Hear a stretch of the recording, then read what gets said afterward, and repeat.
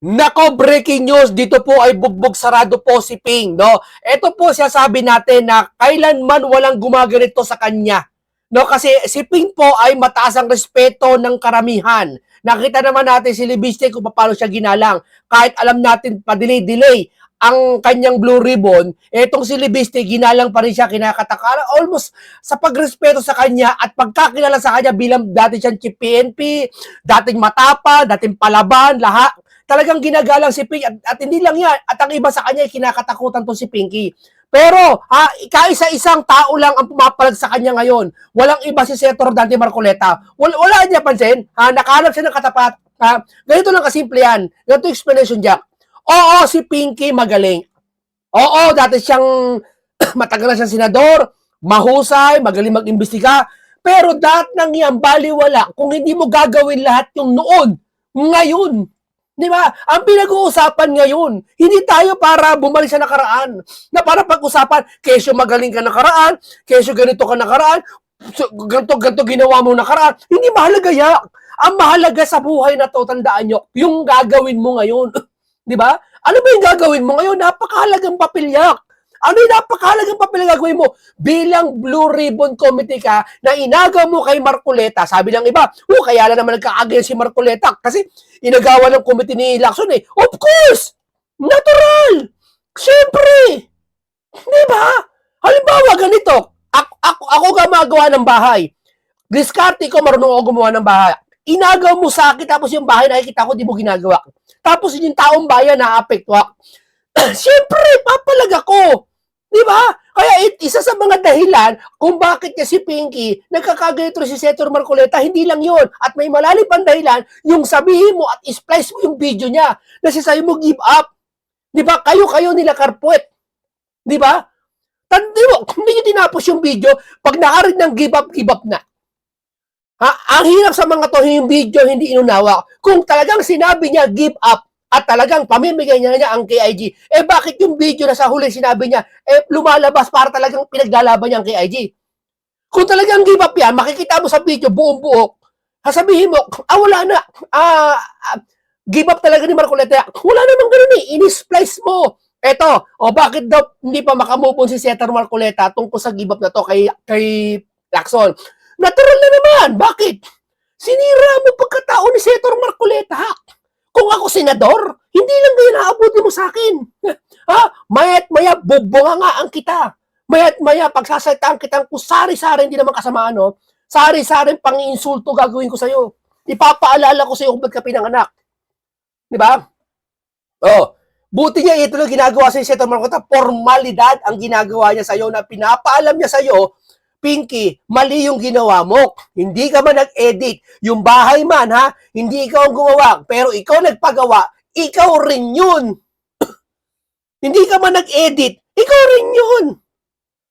Diba? Parang mana kay Karput eh. Si Karput, ganyan din si Karput eh. Kala mo napakatalino na dambuhalang baboy na yon, na matandang baboy uhugin. Diba? Yun ba gusto nyo magkaroon ng ganyang salitaan? Yeah, wala akong binabanggit na pangalan. Yeah.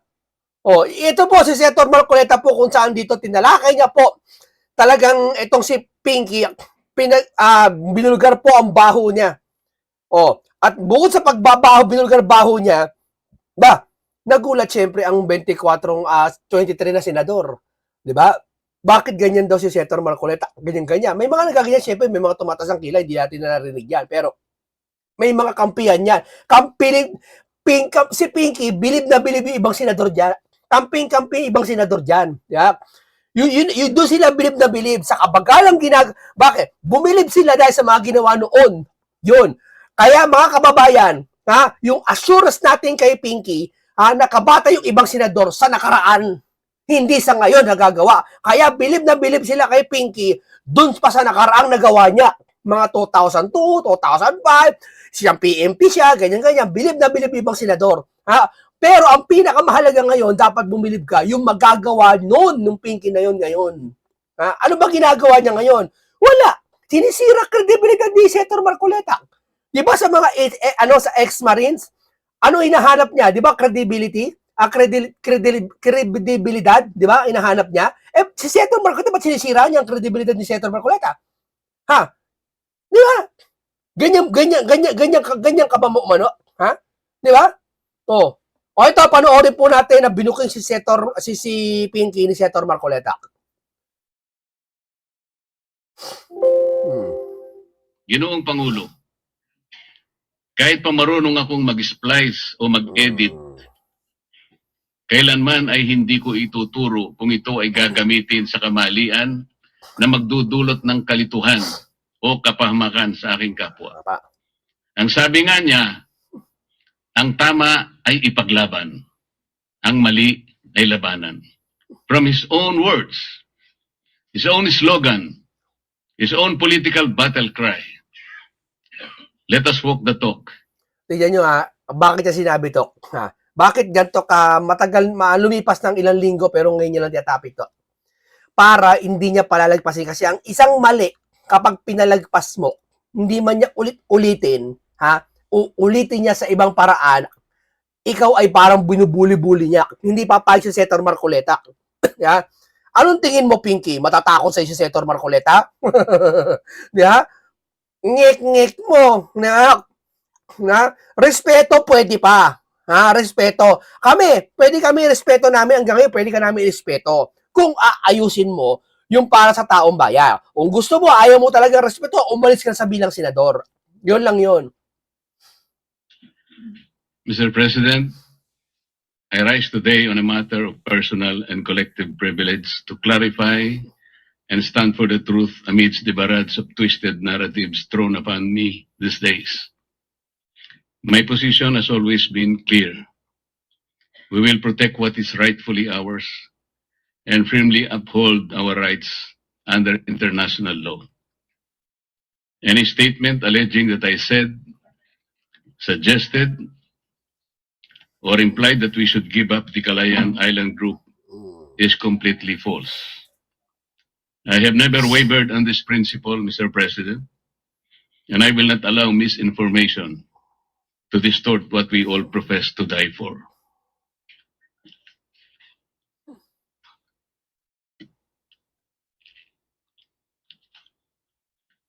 Cheap fakes. These are deceptively altered contents created through basic editing techniques. Kasi alam niya kaya may mga ganyan altered na video, may mga splice video, kaya gusto niya palabas para yung mga kabataan, mga Gen Z, makuha niya, madaya niya. Para lumakas ang impact niya sa mga tao. Hindi niya siya tatakbo sa 2028, pero yung mga i-endorse niya, paniniwalaan siya.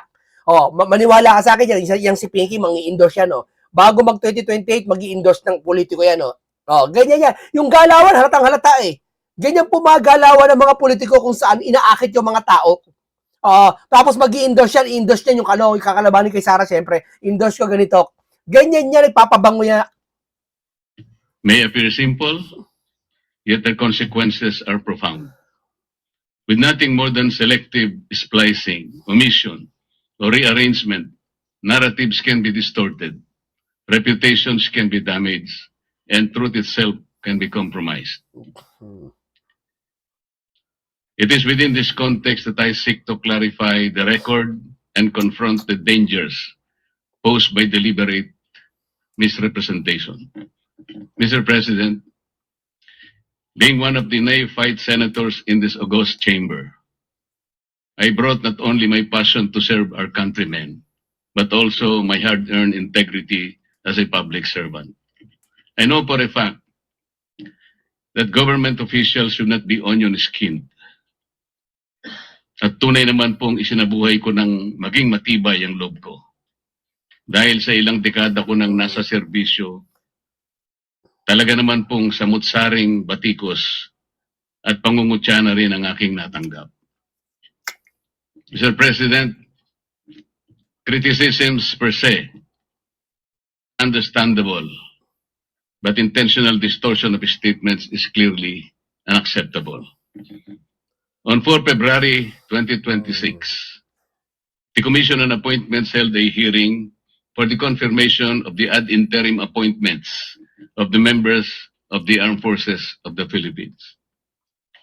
During the said confirmation hearing, I underscored that the Philippine Exclusive Economic Zone, EEZ, and the West Philippine Sea, WPS, are legally distinct from each other, emphasizing that the 2016 arbitral award clarified only the country's EEZ and continental self-entitlements and did not rule on the issue of WPS.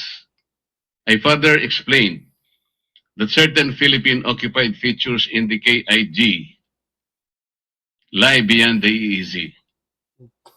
And because their enclave territorial seas are included in the West Philippine Sea as defined by RA 12064, their inclusion in the plotting of the WPS could be an insurmountable task. Within this context, I gave a hypothetical way out about giving up the KIG, which was only meant to illustrate the legal obstacles and physical difficulty of delineating the West Philippine Sea that will encompass waters of the KIG in the high seas, highlighting the dilemma rather than advocating abandonment. Okay. Then, on 5 February 2026, one of our colleagues in this chamber caused the publication through his official social media account Mm. of a spliced and manipulated compilation of statements I have Yeah. made during the Oo. full Commission on Appointments hearing. Ayan, dito si Senator Marcoleta, hindi siya balat sibuyas. Ha? Ayaw niya lang pamiyasain yung ginagawa ng mga to. Ha? Okay sana kung nag-iimbestiga siya sa Blue Ribbon eh. Okay sana kung hindi niya inagaw kay Senator Marcoleta tong bilang Blue Ribbon eh. No? Okay sana yun eh. Kung ikaw ay lahat ng ginagawa ni Senator Marcoleta, suportado niyo eh. No? Kasi susuporta naman ni Marcoleta, ni Senator Marcoleta yung ginagawa niyo eh. Ay hindi, kumokontra kayo eh. Di ba 18 Marines lumabas? Imbis na suportahan yung 18 Marines, anong ginawa? Diniscredit ng Pinky na to. Di ba? Ang buong akala namin, Pinky, kapag lumabas ang ebidensyang ito sa Maris na to, galing ba, lalo kay Saldi, tauhan ni Saldi, ha? Ang ini-expect namin sasabihin mo, 18 Marines, ay, mas maganda. Yan, para makatulong tayo sa investigasyon kay Pangulo. Ha? Ambag natin yan.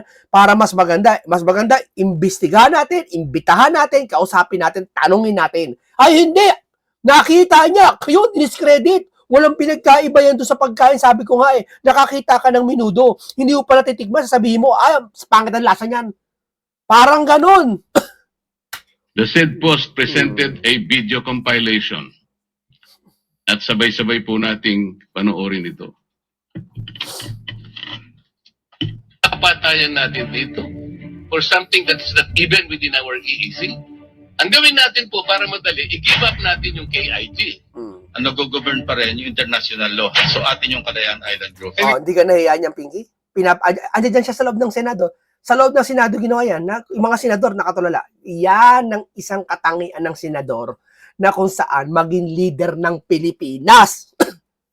Pinaprangka yung mga kapwa niya, kaibigan man o kamag-anak. Para sa bayan, pinaprangka niya yung...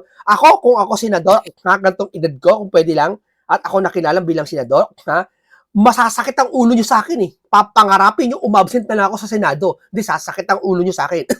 Call now on Captain Jess B. Pilar, Philippine Navy, the most senior among the officers now under consideration. Meron po tayong mga isla na occupied natin yun. Ito yung Kalayaan Island Group.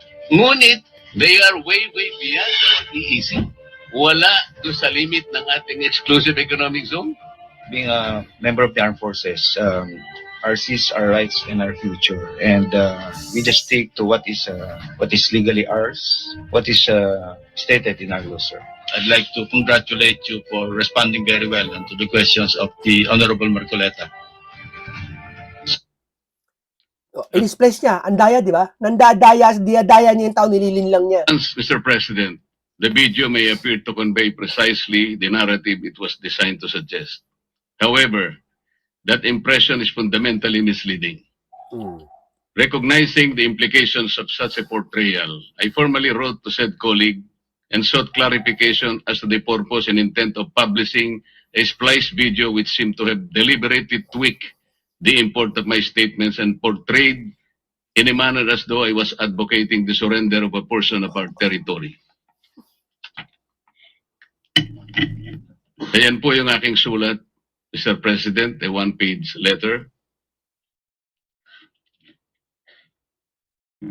Ayan naman po yung 3 pahina na sagot sa akin, Mr. President. In his reply letter, he characterized my concerns in this manner, and I quote, "Allegations that the video excerpt was deliberately crafted to mislead or that it was altered to deceive are serious in nature and demand substantiation. None has been provided. I strongly agree. I strongly disagree, Mr. President. The substantiation lies in the record itself. The official transcript and the unedited proceedings plainly demonstrate how my statements were taken out of context and presented in a manner that materially altered their meaning. Ilalantad ko po ito maya-maya ng konti, Mr. President. He further stated, and I quote, "For your information, I do not exercise editorial control nor oversee the day-to-day uploading of content on the said page, which is maintained by my Tama. office." Ano bang purpose mo, Pinky? Ba't mo inatok? Bakit mo pinusto? Anong purpose mo, Pinky? Sige nga, mga kababayan, tanong ko, anong purpose ng Pinky na to? Ba't niya pinost yun? Na give up, na bukod sa ayaw niya tantanan si Senator Marcoleta, in-express niya pa ang video, kung ano pinagsabi niya, ba't ayaw niya? Ang galing niya eh! Ang galing niya! Palitan mo si Senator Marcoleta, masama! Bakit hindi mo ginagawa yan sa Blue Ribbon para sa mga flood control ng mga nangurakot? Ha? Ba't di mo ginagawa yan? Ba't ang ginagawa mo kay Senator Marcoleta? Anong gusto mo? Di ba? Part of our regular public information efforts with Hindi, ako may respeto ako kay Pinky dito. May paghanga pa rin naman ako sa kanya. Kasi si Pinky, magaling talaga yan noon. Ang gusto namin kayong Pinky, gawin mo ngayon. materials drawn from official and publicly verifiable proceedings. Again, I strongly disagree, Mr. President. Even if he does not exercise direct editorial control, responsibility still lies with his office for ensuring that the materials they publish accurately reflect the context and intent of the proceedings. Hindi po pwedeng sabihin, hindi ako ang direktang gumawa. This is a clear attempt to shift one's responsibility. So stated by our colleague in his letter. Sa batas at prinsip ng pamamahala, tinatawag na command responsibility. Para si Junior lang yan eh. Ay, ikaan yan, hindi naman siya nangurakot eh. Yung mga kasama, yung mga administrasyon sila, Saldi, yun na nangurakot eh. Anong kinalaman ng Pangulo Jack? Yun na nga eh, hindi ka nga nangurakot pero ikaw may responsable dyan. Di ba? Parang ganito, anak mo nagkamali. Sino puputukan? Magulang mo. Di ba? O sa opisina, nagkamali ka, sino kakausapin? Hindi yung boss mo. Aaring maghugas ng kamay ang operator ng taxi or jeepney kapag nakasagasa ng kanyang driver. Tama, yan yun. O, di ba? Yung bus company, sino, may ari ang nananagot minsan eh. Kanyang driver sa ilalim ng batas at ng prinsipyo ng vicarious liability, ang operator pa rin ang nananagot dahil siya ang nagmamay-ari ng prangkisa at namamala ng mga sasakyan. Ganon din ang may-ari ng karinderya. Kapag may na-food Analogy yan ha. poison, dahil sa pagkaing inihain, hindi niya maaaring ituro ang kusinera at sabihin, siya ang nagluto. Di ba? Ang ganda ng analogy. Yeah? O ano kayo ngayon? Ha? Sa mata ng batas, ang may-ari ng karinderya ang may pananagutan sa kalidad at kaligtasan ng pagkain. Sa paghahalin tulad po, Mr. President, sa kaso ng driver at kusinera, kahit ang lahat ay nangyari nang hindi sinasadya, Baka sabihin nyo iyakin si Senator Marcoleta. Nagkakamali kayo.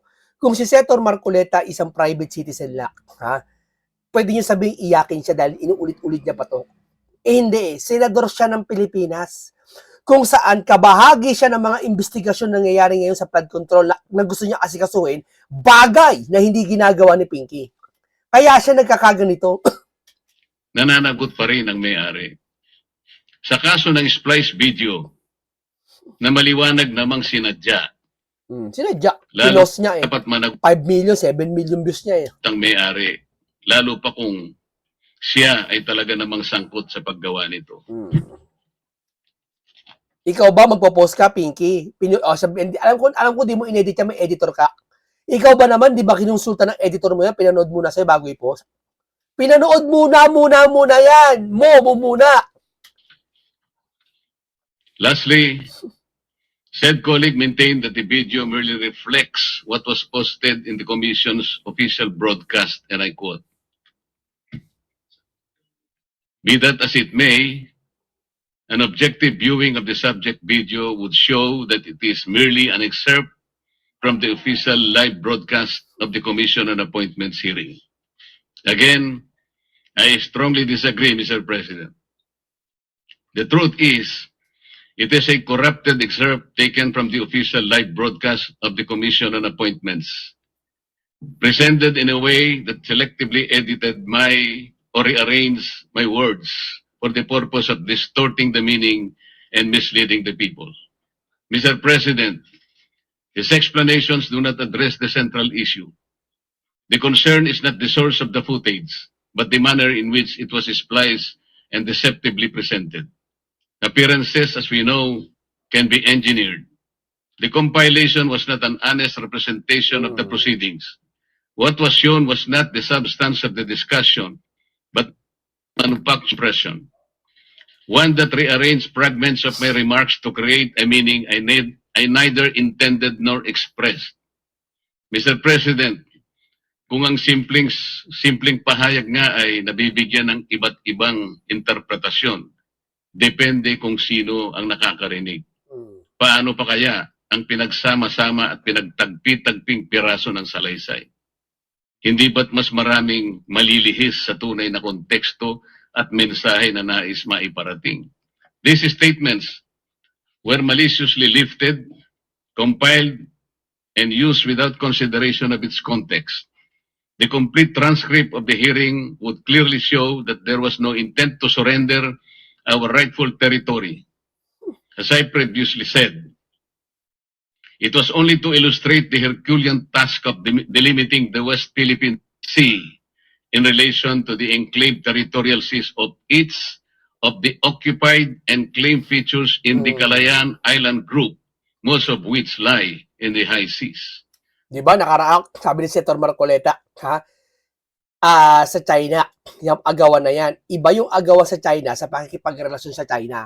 Ay hindi, sa kanila iisa lang yon. Pag inaagaw ng China WPS, kaaway mo na rin ng China. Ganyan yan. Kumbaga, kung kaaway mo nanay ng misis mo, dapat yung misis mo kaaway mo na rin. Ganyan yan mga yan. Ganyan mag-isip yung mga yan. Diba? Hindi nila alam, iba yung topic ng WPS sa pakikipagrelasyon natin sa China.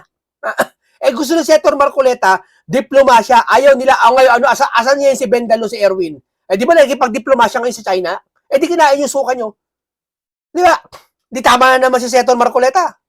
President, in the interest of transparency and fairness, I will be presenting the original video excerpts from which the circulated clips were taken, alongside the edited compilation that was posted on our colleague's official page, and the pages of the transcript where it was lifted from.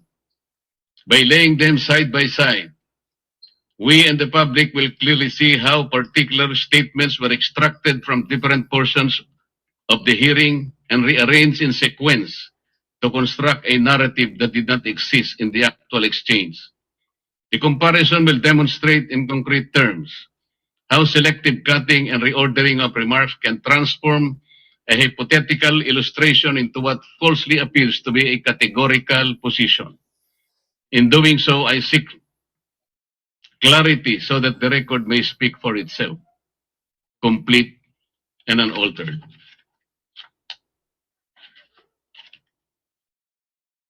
Kapatayan natin dito for something that is not even within our EEC. Ang gawin natin po para madali, i-give up natin yung KIG.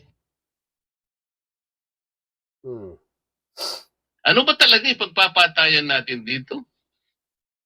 We will offer our lives, including the lives of our children, and to die for it, for something that is not even within our EEC. Ang gawin natin po para madali, i-give up natin yung KIG. Then, mako-coordinate na natin lahat. O, But tingnan mo. until Yun laman ng ano, content then, mako-coordinate natin lahat. Ibig sabihin, mapapasa atin na. Kung i-give up na yun, hindi sasabihin yung word na mapapasa na ma-coordinate na natin. Gets nyo? Ano ba naman kayo? Ano ba naman kayo? unless nandun yung KIG, wala nga po sa nasa labas po ng ating exclusive economic zone. Paano po malalagay sa entire West Philippine Sea? Mr. Chair, kaya po yun ang dahilan, hindi po tayo makagawa ng mapa para sana ma-submit na natin. And in our lifetime, we will able to see doon sa entire stretch ng South China Sea, lalabas doon ang West Philippine Sea. Ang video na nasa kaliwa, Mr. President, ay nagmula sa Facebook page ng ating colleague. Yung nasa kanan po ay ang original na video. Mapapansin po ninyo, ang pinagkunan po niya, pinagsama-samang salita upang mabuo ang isang pangungusap. Katulad po ang nakalagay sa yan po nakikita ninyo. Yung kulay pink po sa baba, nakalagay, Senator Marcoleta, ano ba talaga ang pinagpapatayan natin dito for something that is not even within our EEZ? Ang gawin po natin para madali yung KIG. Tingnan po ninyo yung mga phrases, mga parirala, mga salita na nakukulayan ng yellow. Doon po niya kinuha lahat yun at pinagdugtong-dugtong. Nakakaya ka, Pinky. Akala mo walang papalag sa'yo? Akala mo siguro hindi ka papalag ni Senator Marcoleta? Akala mo nasana yung mga tao na sa paligid mo, tameme lang sa'yo? Humahanga lang sa'yo? No! Ibahin mo to si Senator Marcoleta. Una pong nasa yellow ay page 22, line 9. Yung CCA live timestamp po ay 10649 to 10652. Yung pangalawa pong nasa yellow at yung pangatlo page 22, lines 10 to 12. CA live timestamp 10658, 10704. Diyan po ninyo makikita na pinagdugtong-dugtong lang po ang aking sinabi para sa ganon makapagporma ng isang pangungusap na mag-iiba ang kanyang kahulugan. Ang pahayag kong ito, Mr. President, ay matatagpuan sa page 22, line 9 at lines 10 to 12 ng CA transcript of stenographic notes noong ika-4 na Pebrero kung saan tinanong ko sila kung alam na ba natin ang ating coordinates sapagkat ang ating mga kasamaan sa armed forces ay nakikipagpatayan upang proteksyonan o protektahan ang ating teritoryo kahit na wala pa tayong kasiguraduhan sa hangganan nito.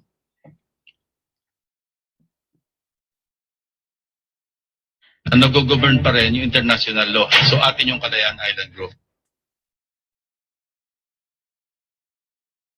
Nag-govern pa rin yung international law, di ba? This was made formal by the arbitral ruling. Di ba? So atin yung Kalayaan Island Group. Yung nasa kaliwa po, ito po yung cheap fake. Yung nasa kanan, yan po yung original, Mr. President. Dito sa video clip na yan, ay makikita natin na ang ating kasamahan na sinasabi na international law pa rin daw ang nag-govern at sa atin pa rin ang Kalayaan Island Group na tila ba ay sagot niya sa aking naunang pahayag. Hindi po ito ang nangyari. Ayan po ang tunay na pagkakasabi, Mr. President. Yung pong nasa yellow uli, nasa page 28, line 6-7, Buti niya. CA live timestamp 11937 to 11939. Buti niya si Senator Marcoleta mahinahon lang. Kung ako, senador, nakalaban mo ako, Pinky. Hindi kita gagamitin ng hindi kita gagamitin ng mura o anumang salitang nakakabanta. No? Gagamitan kita salita na talagang lahat ng tao mapapahanga at sasapulin kita. Ibibiblical kita na salita.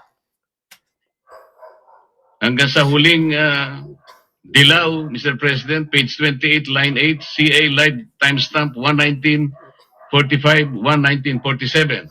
Binuo sa isang salita na nandun po sa pink para lang makakuha ang nag-govern pa rin ang international law, so atin ang Kalayaan Island Group. Ang pahayag niyang ito ay matatagpuan sa page 28, line 6-8, 6 to 8 ng TSN, kung saan tinanong niya si Captain Pilar kung alam ba niya ang Presidential Decree 1596. Slide po.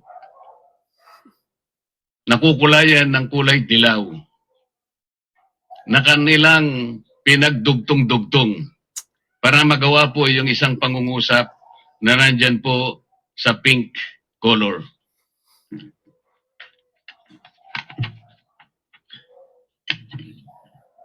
Ayan po, yung page 19, line 58. Nandyan na naman po yung tatlong nakakulay na mga pahayag ko at pagkatapos pinagdugtong-dugtong uli para makakuha ng isang salita na nakukulayan sa kulay rosas. Makikita natin kung paano po nila pinaghalo-halo ang mga pahayag, Mr. President. Some words taken from page 22 of the TSN, the others were from page 28, at another from page 19. Oh, ito ha, tapos na tayo dito ngayon. Ito panghuling ano ko sa message ko. Bago nyo sabihan si Senator Marcoleta na usigin nyo o pagsataan nyo, unahin nyo muna si Pinky na imbestiga ng flood control. Ha? Kung may mas mahalaga dito, hindi naman si Senator Marcoleta, hindi naman sila Carpuet o hindi naman iba pang senador. Ang mahalaga dito, yung taong bayan, humihingi na ngayon na kasagutan. Lalo ang Iglesia ni Cristo, sasalita na, nasa na, panagutin na, nasa na. Kulang pa ba yung mga ebidensya yung pinapakita? Ano, Pinky? Ha? Kulang pa ba yan? Ano ba gusto mo? Anghel, buwaba ang langit sa langit ang anghel, ibigay sa iyo ang ebidensya? Yung ba gusto mo? Kulang pa ba sa inyo yan? Hindi ba kababayan? Ano ba gusto nyo? Naghahanap kayo ng ebidensya pag may lumito, ayaw nyo paniwalaan? Ano, niloloko nyo kami? Di ba? Okay, maraming salamat po. Hanggang dito lang po muna tayo. Isang masustansyang usapan, isang maraming matututunan. Mapagpalang araw, paalam po sa inyong lahat.